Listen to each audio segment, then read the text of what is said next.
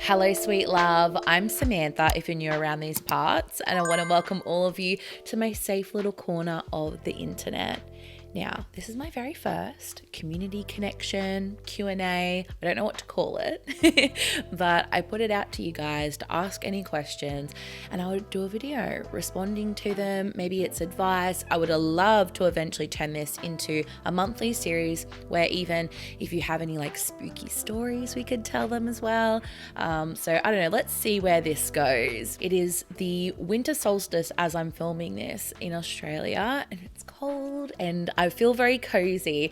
What a great time to sit down and connect with you all. Now, to start off with the first question, I also want to say these are obviously my opinions. Take it with a grain of salt or not. Run it through your own intuition. I'm not a guru, I'm not claiming to be. I'm just answering some questions with my community. So the first question comes from one of my Patreon members, Bodhi. So shout out to you for being in my Patreon.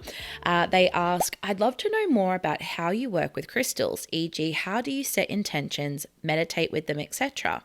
Basically, how do you use them as something other than house decor? I have many, I love looking at them and knowing their meanings, but I'm unsure how to tap into that outside of holding it and carrying it. Which is a great question because someone else asked about crystals as well. And to help us, I have my handy little cluster of amethyst. Matches my top and my vibe today. Firstly, working with your crystals, cleanse them in whatever way is appropriate to each mineral, because obviously some can't be wet, some can, some are okay in the sun, some aren't.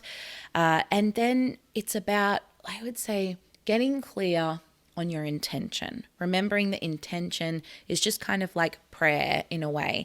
It's your heart's desire and stating your heart's desire outward to the universe, to spirit, whatever.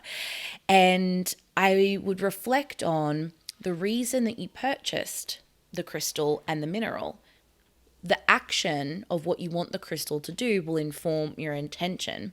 So if I bought this amethyst to help me with meditation, or let's say I have a black tourmaline that I use and I purchased for protection. When we are working with the crystal, another really good word for it is programming the crystal. And what we're kind of doing is setting and working with this mineral's energy and helping it amplify or help us in our life. So I'm going to share with you the way that I do it.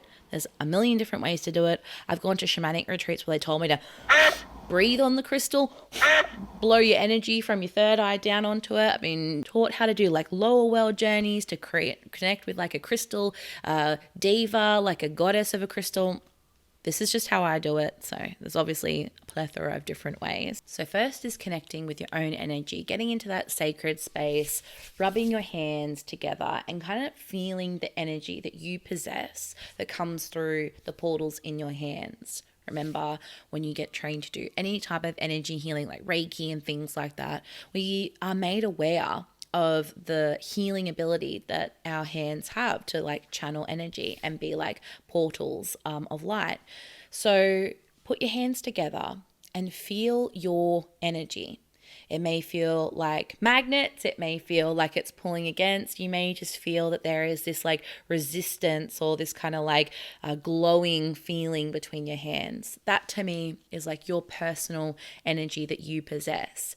And once you're kind of like aware of that, maybe you don't have to do this every time, but for me, it just helps me remember like, oh, this is like what I possess. This is what I am using to connect with this crystal. After it's cleansed, holding it, and sort of connecting in with its energy and then stating the intention. So this crystal is to help aid and amplify my energy in meditation. This crystal is to help me connect with my third eye. Say it's the black tourmaline. This crystal is to protect me energetically and create energetic boundaries. Whatever that heart desire and intention is for the crystal, state it. Now, that's not enough for me. I personally have to feel and connect it with like an image or a visualization. It's like an emotional connection. There is a clear quartz crystal that I use every time I do a reading. And so I hold it, I invoke it. I call upon the energies of clear quartz to please amplify and strengthen my connection with spirit, whatever it is I'm trying to do, whether it's my ancestors, whatever. And the visual that I get is like the crystal has this energy that kind of comes up and then shoots straight up, like into spirit. It pierces the veil. It's a strong pillar of light. And I see myself kind of getting taken up with it. My energy as I'm meditating through my crown going up and around. And it feels like it helps anchor my energy and my connection with the other side. And so let's go back to that black tourmaline reference. It's like if I have my black tourmalines, which I do, I have these huge big chunks of tourmaline because I just love them so much. I hold them, I call upon the spirit of black tourmaline to be with me now and hold divine space for me, protect me energetically, whatever it is that I sort of say out loud. And then I imagine and I visualize the tourmaline kind of like growing this energetic boundary out and around that kind of encompasses me, and that I am divinely protected. So for me, it's not just about stating the intention, it's about holding the crystal, feeling my energy connect with it while I'm programming it, and then also connecting that with a visual. It's not going to be something that everybody connects with because we're not all super visual, and that's okay. You just do whatever is natural to you. And that is essentially what I do with my crystals. I don't often do crystal grids. I do bury them outside sometimes or give them as offerings in nature. But I want to be so real with you and not make it into some like big fancy thing. Like, this is what I do. This is how I am. And take with that as you will. I hope that answered your question. And now we're going to go to question number 2. This is from Julia on YouTube. Hi, Samantha. I love your channel. Is it necessary to always cast a circle? When should we and when not? Thank you. So again, my personal experience, the action of casting the circle, it is all about energetic protection and energetic boundaries. So can you create energetic protection and boundaries without the circle? Absolutely. That's why you see so many practitioners not casting circles, because they come up with their own personal way of doing this protection. I mean, the circle is a little bit more than that too. It can be about connection. It's about safety in a safe space. So whatever the circle and casting a circle is to you, say it's about calling in the elements. Can you create a ritual around calling in the elements that doesn't involve the traditional casting a circle?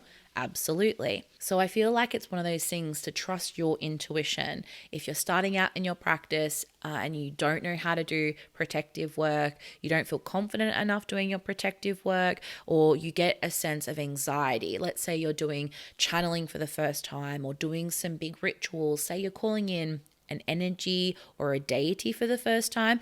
If you feel anxious because you haven't cast a circle, and putting a circle in place like formally makes you feel calmer, then do that. But for me, protective work doesn't really involve calling in a circle, because I sort of visualize and do protective work in a different way. You're going to start, I think, the more that you watch these videos, understanding my personal practice a little bit more. But for me, my kind of faith and the way that I see things has been informed from when I did mediumship training and went down this huge, big rabbit hole of study to do psychic work. So before, when I was just focusing on witchcraft, I sort of had a different opinion to now when I've gone through all these years of like deep diving into shamanism and doing mediumship. So for me, it's a lot of my own breath. It's a lot of visualization and really being hyper aware of energetic boundaries that I can set with my intention. But I will tell you something that really helped me with this as well. When I started channeling and I channeled my first animal spirits for the first time, they were the tiger and the owl, who are kind of like big guardian spirits for me. And every time I would channel, because it was a huge, big fear, like it gave me insomnia till 3 a.m. I couldn't sleep because I was so scared of entities and demonic spirits and all this sort of stuff.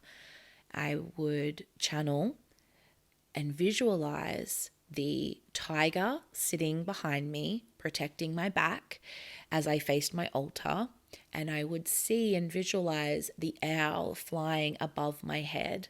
And the messages that I channeled when they first came through to me, the tigers literally was, I will tear shreds off of anyone who tries to harm you in the spirit realms.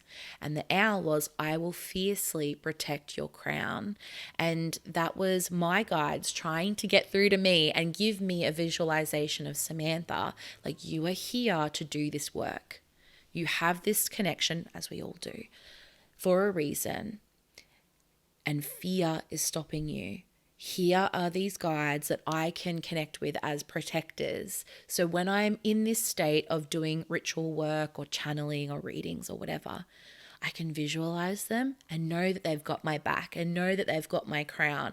And anytime my fear creeps in, like, oh, but what happens if some sort of energy comes in? I'm like, no, because I know that these are my protectors. I know that I'm divinely protected. Do you know what I'm trying to say? So this was like integral in my development of just knowing that I'm good and that I can set these energetic boundaries and have this conscious awareness of constant protection, if that kind of makes sense. I don't know, dude, this is such a hard topic to talk about. And I hope that like what I'm trying to say is coming across the right way.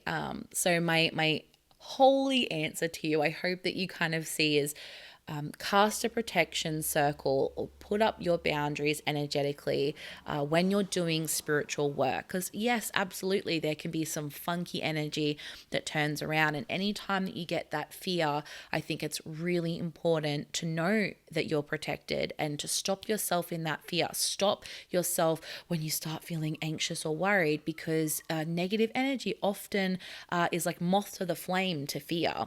And that's why often when we have these big spiritual awakenings, we can have sort of like weird sleep paralysis and entities or shadow people come around us because we don't have those protections up. So as long as you're doing that boundary work, I think that you're good.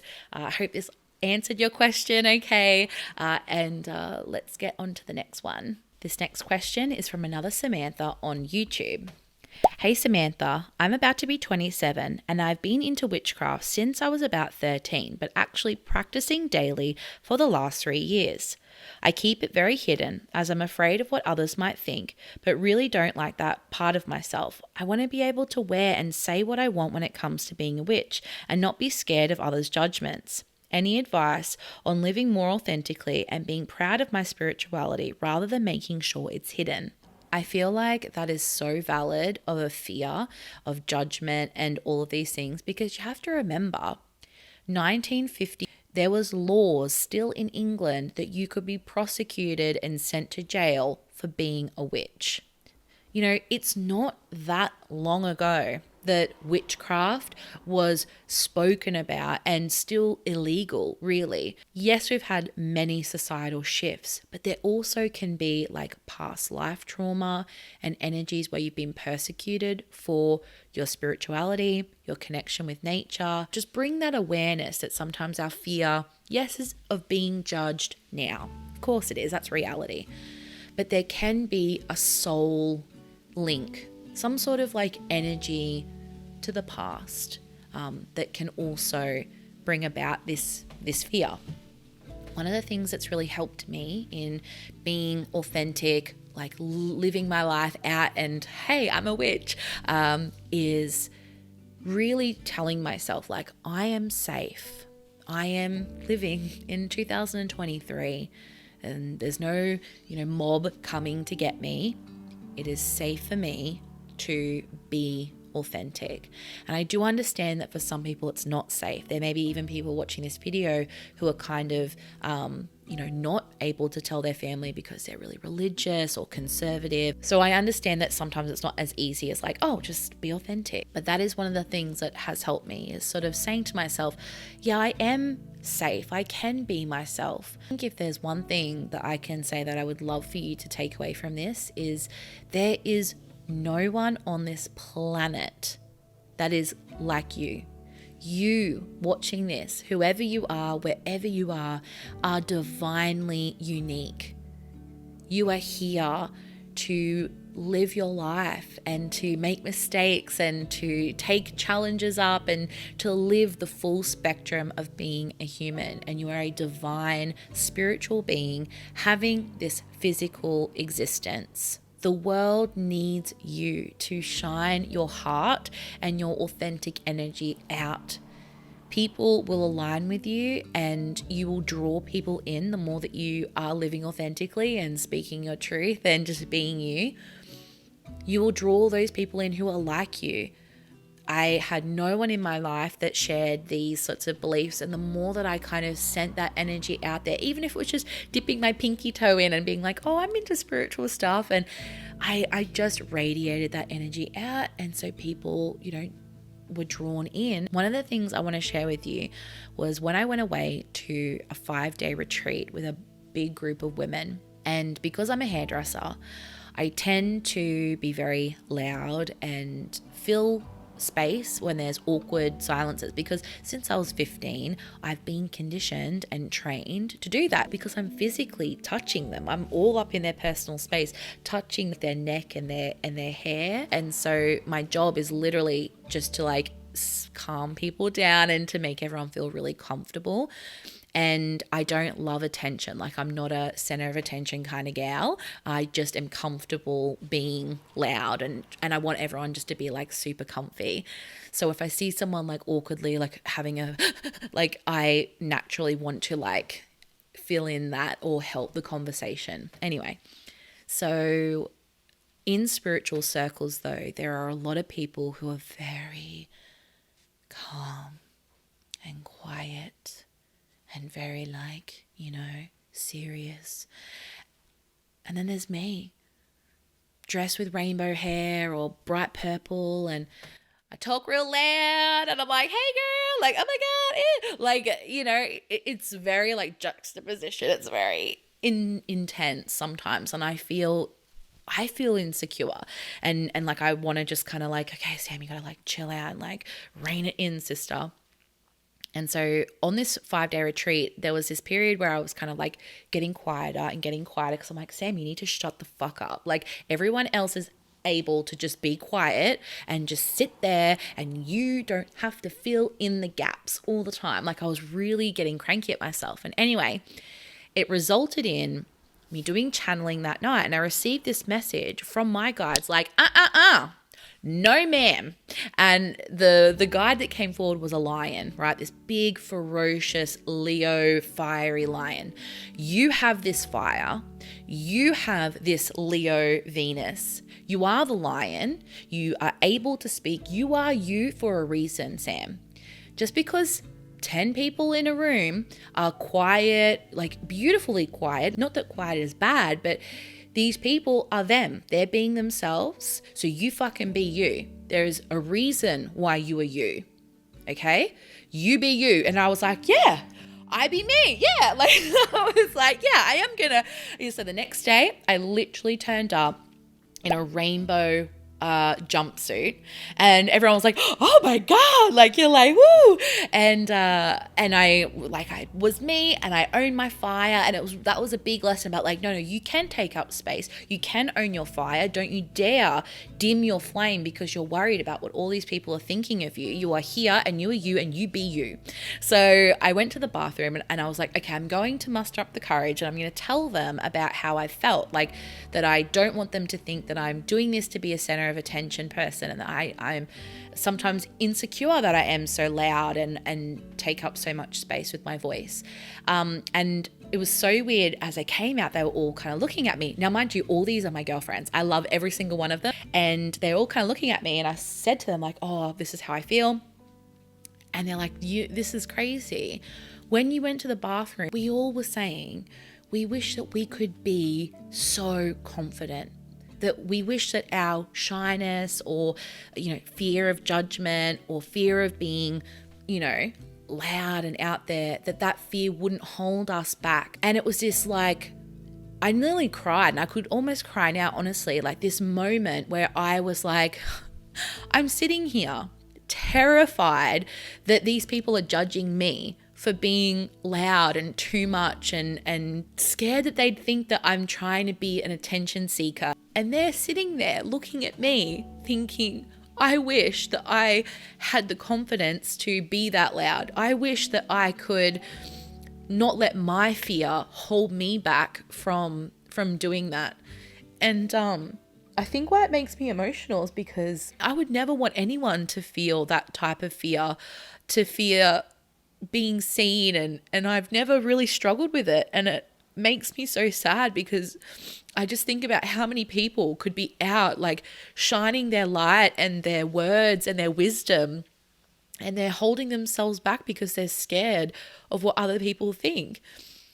But other people could be sitting there thinking that they wish they could be you. People could be sitting there needing to hear your wisdom. You could have a friend that is so lost in their life and all they need to know is about spirituality or about crystals or about healing. And when you keep that inside of yourself because of fear, because you're scared that that friend is going to judge you or that people are going to judge you, you're keeping your wisdom back, your medicine back, your authentic spirit that needs to come out and be seen. And you have no idea who you can help and how you can be of service in this world and your full potential if you're holding yourself back, if that kind of makes sense. And I want to finish this question because I'm so passionate about it. Obviously, I started crying, like double water sign here, as we know. I would say that one of the things that really helped me in following my spirituality, I had a dream where my nan, who's passed away, she's my mum's mum, right? So it's like my second mum. It was the first visitation dream I'd ever had. And the point of the dream, she held hands with me and locked eyes with me. And she's like, you need to make this spirituality the number one focus and like driver in your life, because following it is going to make you the person that you are meant to become. And that is when I was like, okay, Nan, righto. But it just really sunk into me like, okay, this is a path. This path is clearing for a reason. I'm not going to let it fall away and go to the back burner. And I'm just going to keep on following it as long as it fills me up with all of this joy. And so I hope to offer that. Let me be your nanny. The 29-year-old Nan. I have my nanny shawl. I have my grandmother spirit doll here and a cup of tea. Let me be your Nan and remind you that you following your authentic heart-driven self is going to make you become the future version of yourself. The most soul-led, purposeful piece of you will come from you following your heart. And if your heart is that you are on this spiritual path, and if your heart is that you are on this witchcraft practice, path, then that is what you should follow. You follow your heart through this lifetime and it will lead you into being the person you are meant to be. So thank you, Nanny. Thank you for the advice. So now I can share it with all these people on YouTube. Sorry, that was a bit of a roller coaster of a question, but I really feel like it needed to come through. Okay, so this next question comes from YouTube. Hey Samantha, are there any ways to incorporate your dogs or other pets into your witchcraft? I draw protection, runes and sigils on their back, but I'm looking into kitchen witchy things right now. Would love to hear your thoughts. Thanks. One of the things that I did all the time when my dogs were still alive, and especially not to be too, heavy, but when my dog Angus became sick, was blessing their water every single time I filled it up. So water, and if you use a whole rabbit hole, but water holds a lot of energy, it holds consciousness, and I would do Reiki. So my dogs were Mastis, as you know. I had two big beautiful puppy dogs, and they used to drink out of a big 15-liter bucket. So I would stick my hands and my arms into there, and I would bless the water, do Reiki on it, send through the energy of spirit. And also I was working with Hecate. It's when Hecate really came into my life so hugely, because her sort of like patron saint of dogs, the hellhounds that accompany her to me, working with a deity that aligns with your type of animal, whether it's horses or your turtle or your cats or your dogs, finding a goddess that you feel maybe wants to work with you, and you can call them in to look after your animal, maybe leave the goddess an offering for caring for your animal. But for me, because my dogs were passing, it was obviously, Hecate being the goddess of the crossroads and helping transition like death and that liminal space between, the living and the dying is liminal. So it was a really big time of connecting with her, and I would just pray to her every night, like, Lady Hecate, please watch over my dogs, Angus and Hunter, and allow them to be here for as long as they may be here, which is obviously like in their highest good.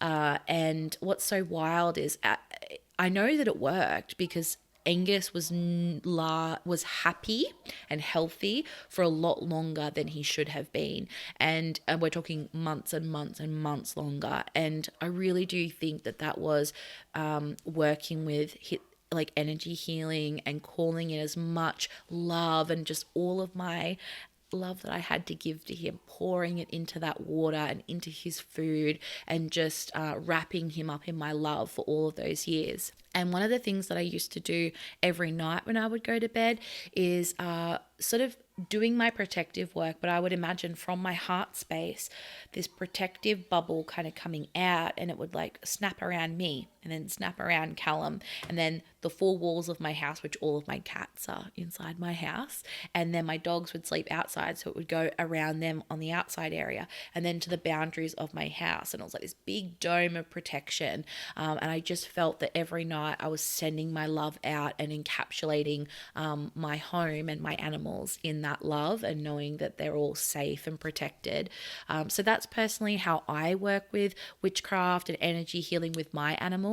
With my cats, I do the same thing with their water, like it's obviously a lot smaller, so I just put my hand on the top, but just sending them good energy. I hope that helps. I feel like I just want to talk personally from my perspective. There's a million different things you could do with your animals, and maybe if you're listening and you have personal practices that you do with your animals, you could sound down below so everybody could kind of read each other's suggestions or different practices that they do as well. Our final question comes from Lauren on YouTube. They ask, what are your thoughts about worshipping deities from different pantheons, for example, Greek and Irish Celtic?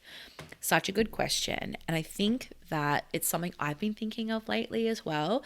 I like to think back to like, say, the 90s where there was no social media, and you would have just been meditating, practicing, doing you, and not knowing what someone randomly overseas in Australia is doing, or, not knowing what your other local practitioners were doing unless you were a coven and you came together and were working, energetically together. So in a sense, I think changing your practice, like, oh, I can't work with an Irish Celtic goddess while also working with a Greek goddess because I just can't, because that's what people tell me.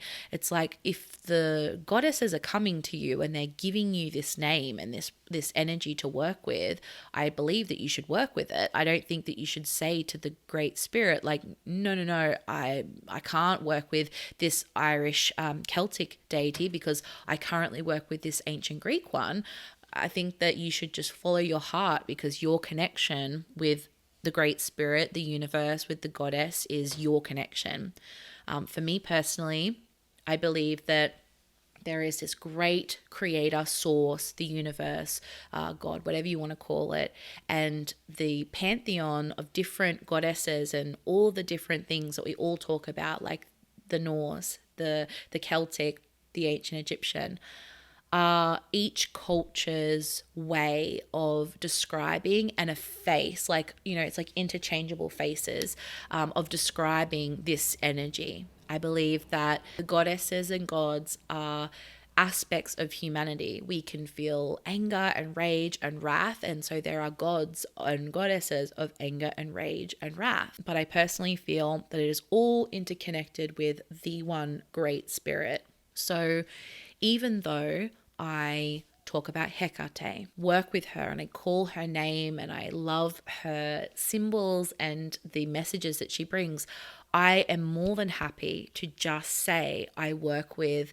the dark goddess, I work with the dark mother, I work with this archetype of the dark goddess. All of these faces of these beautiful dark goddesses, they are, to me, all different cultures trying to connect with this like one type of energy. That is my personal opinion on it.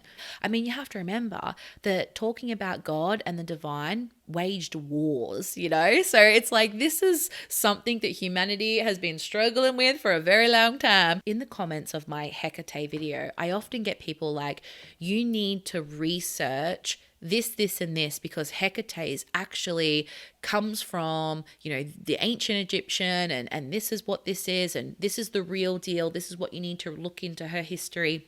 And they bring in academics where I am talking from energetic. Academic and energetic, one is from the mind, one is from the heart and from the spirit.